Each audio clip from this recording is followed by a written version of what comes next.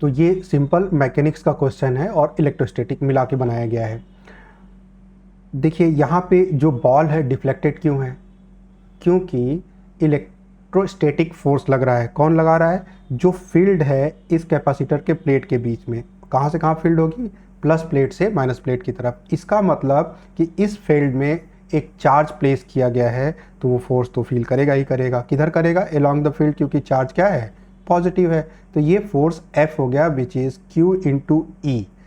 और E electric field है, तो इलेक्ट्रिक फील्ड का मतलब क्या हुआ?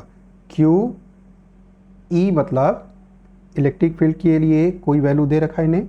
The parallel plate give the diagram, ठीक है, suspended by the insulated thread, ठीक, capacitor thread makes angle theta. तो पोटेंशियल डिफरेंस बताना है। खैर इलेक्ट्रिक फील्ड नहीं दे रखा है, इसकी बात हम लोग बाद में करेंगे। तो ये फोर्स लग रहा है ना। और कौन कौन से फोर्सेस लग रहे हैं? तो एक लग रहा है यहाँ पे टेंशन। तो टेंशन किधर लगेगा? Along the thread, away from the ball, tension हो गया। और कौन सा फोर्स लग रहा है? वेट। इसका weight vertically downward, which is mg। अब देखिए टेंशन के जिम में दो काम है। एक इस वेट को बैलेंस करना है, दूसरा इसको बैलेंस करके रखना है, तभी तो ये पूरा सिस्टम इक्विलिब्रियम में रहेगा। अब टेंशन कहेगा कि हमें कंपोनेंट अपने ब्रेक करने पड़ेंगे। तो जब कंपोनेंट तोड़ेंगे हम लोग, सपोज यहाँ से एक वर्टिकल लाइन हमने खींच दिया इस तरह से, और ये हो गया हॉरिजॉन्टल लाइन। अब टेंशन का जो कंपोनेंट है ये एंगल थीटा हो गया। तो टेंशन का एक कंपोनेंट जो टी कॉस थीटा है, जो थीटा के पास होता है वो कंपोनेंट कॉस होता है, तो T cos theta vertically upward आ गया, और टी साइन थीटा इस डायरेक्शन में आ जाएगा। तो टी साइन थीटा की जिम्मेदारी हो गई कि वो किसको बैलेंस करे? इलेक्ट्रोस्टैटिक फोर्स को बैलेंस करे।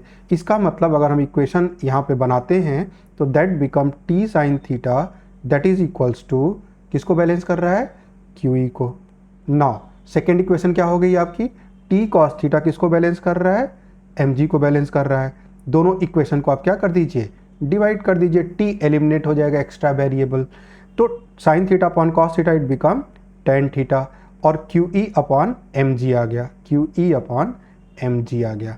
तो यहाँ से जो e आ गया it become mg tan theta upon Q हो गया। अब जो ये इलेक्ट्रिक फील्ड है, सोचिए प्लेट के बीच का सेपरेशन d है, और हम लोग जानते हैं जो पोटेंशियल डिफरेंस V होता है वो अगर कैलकुलेट करना है तो V इक्वल्स टू क्या होता है? Electric field E into D होता है। अगर इलेक्ट्रिक फील्ड तो यूनिफॉर्म है, तो जब d डिस्टेंस चलेंगे तो V equals to E into D होता है। यहाँ पे वैल्यू प्लेस कर दीजिए, E की वैल्यू V बाई डी हो जाएगी। तो यहाँ से V is a potential difference upon plate separation D equals to mg tan theta upon क्या हो गया? Q हो गया। तो यहाँ से V जो हो जाएगा it become mg d ten theta upon Q हो गया। ये आपका पोटेंशियल डिफरेंस आ गया। आई होप आपको समझ में आया होगा।